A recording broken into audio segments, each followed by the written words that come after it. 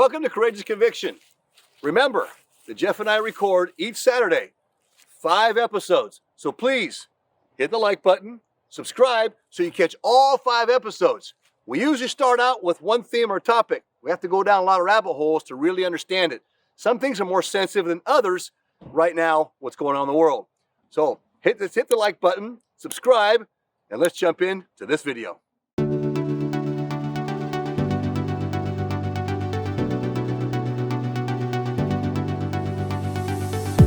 Good morning, friends of Courageous Conviction, here with Eric and Jeff. We are glad on this Saturday morning to be able to get together again. We're just blessed that we have so many things to talk about, and it's an exciting time, you know. Wonderful. There's my little guy there popping in. Hey, just wanted to say thank you to all those, friends of ours that are out there, and the comments that we keep getting. This is a wonderful time, to be able to have a podcast. We're blessed to be able to speak to you and to grow and to get some involvement. Yeah. What do you think there, Eric? Yeah, and I like the fact you got a helper there today. This is good. We can bring our kids in. Hey, we were talking about that off air, Jeff, about just some brief before we jump in today, because what I want to do today is I want to jump into the whole preparedness. Maybe we should be abreast of what's coming and so forth. And our children, I think our children need to be taught these things. I've said this before, and somebody said to me that, Eric, you're not raising children, you're raising adults. Yeah. And you need to prepare them for the future of what they're going to face. Right. And I was in line, electricity went out because a bunch of snow fell this weekend and electricity went out. And I was in line behind a woman, and she had a little boy, and I asked how old her boy was. And she said, and I told her, well, yeah, here's my kid's age and my youngest ones. And I said the same thing to her, and she looked at me and she said, I've never thought of it that way. That if I prepare them for the future, that kind of scares me. I worry about their future. I said, well, all the more reason why you should prepare them now for that future. Yeah. Right. So having our little ones with us, and even my daughter says, hey, Dad, I want to listen to your podcasts when I'm going back and looking for titles and stuff and helping edit. And so she want to listen to the podcast now with me, listen to ours, and she'll listen to a few others too. Some are kind of more entertaining for her. Attention span, is about 10, 15 minutes maybe, and then she's off on something else. But I think it's a good idea that we educate our kids. And going into it today, we're going to talk about this article. I want to just bring up this article, Walter, of XRP. And XRP, for those who don't know, is a cryptocurrency. It's a blockchain cryptocurrency. It's definitely centralized. Just had a big lawsuit with the SEC, Security and Exchange Commission. They pretty much won that lawsuit. XRP was really vying to be like this world coin, this digital world coin that the central banks of the World Bank, have been working on taking SWIFT, for example. And when you talk about taking SWIFT, you're talking about the American banking system. Okay, we have to understand that the whole SWIFT system is based around the American banking system. So the SWIFT in 12 to 24 months announced last week that they will be 100% digital. There will be no more transferring dollars that you can pull out in dollars. Right? They're going to be 100% digital on a blockchain, on a centralized blockchain. I want to say this though, Jeff, before we jump into this. There are 2 types of blockchain. There is a centralized and a decentralized blockchain. I'll give you an example. Bitcoin. Everybody knows of Bitcoin. Bitcoin is a decentralized blockchain because there is no central source to it, and it's mined by all these people of the world. Then it's decentralized. The government can't control that. That's why they don't like these decentralized cryptocurrencies. Now, Bitcoin, in of itself, the U.S. government has 50,000 Bitcoin. Our government does. And one of the reasons Bitcoin didn't continue to hit a new high this last week is because the U.S. government began to dump those Bitcoins. They're trying to kill this market. They don't want this thing flourishing. Bitcoin probably would have hit close to $90 or $100,000 per token this last week if it hadn't been for the U.S. dumping, amongst other whales, taking profits. But the U.S. is definitely, they go and they just take them from people. They just, well, we suspect you, and they take it.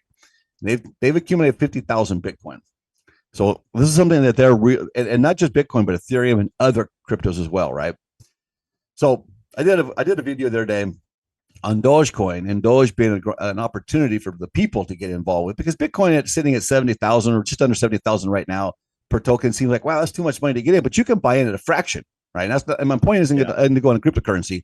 My point is to go into explain the difference between a decentralized and centralized. So decentralized blockchain is what's here. Centralized blockchain is what the governments are implementing right now with the new Fed Now program. In this article with XRP,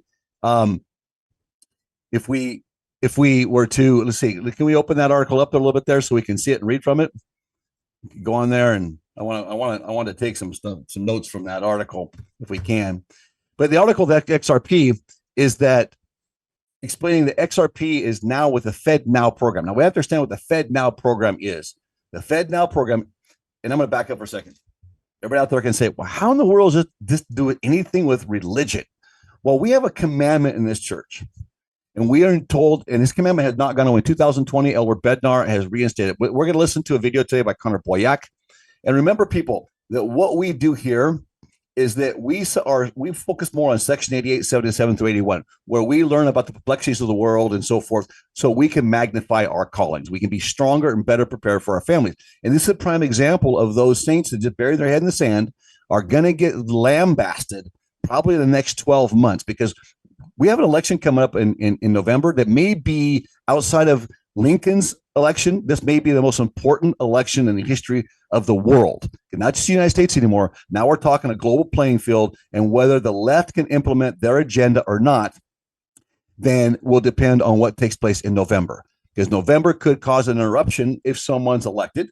And if another person stays in office, there won't be an interruption. There will be just a continuance of what we have. Right. And if people are satisfied with that, well, then their head's very deep in the sand, because they're not understanding what the consequences are going to be right now economically. Now, the Fed came out last week, the Federal Reserve, and announced that we are entering stagflation. It was oops, we were wrong. We're not going to have a soft landing. We're going to have this stagflation like 1970 style. That's the fear right now.